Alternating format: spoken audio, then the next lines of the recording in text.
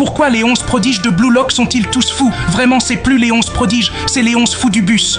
Ils ont tous des problèmes psychologiques et je vais t'expliquer pourquoi. Une citation de Tony Robbins nous dit que ce n'est pas en étant quelqu'un d'ordinaire que l'on devient quelqu'un d'exceptionnel.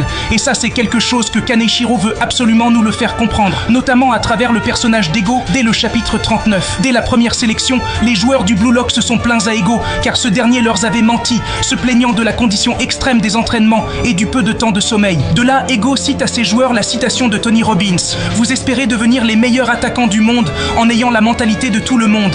Il prend ensuite l'exemple de l'actuel numéro 1 Noel Noah, qui a grandi dans des quartiers défavorisés, côtoyant la violence et la pauvreté, en n'ayant pas d'autre choix que de réussir. Il continue en disant que c'est limite une norme d'avoir un passé dur chez les meilleurs attaquants, car cela a forgé leur mentalité et leur faim. Puis il conclut que c'est justement le but du projet Blue Lock, de créer un environnement similaire que ce qu'ont connu les meilleurs attaquants du monde, c'est-à-dire difficile, traumatique, où il faut survivre afin de les forger.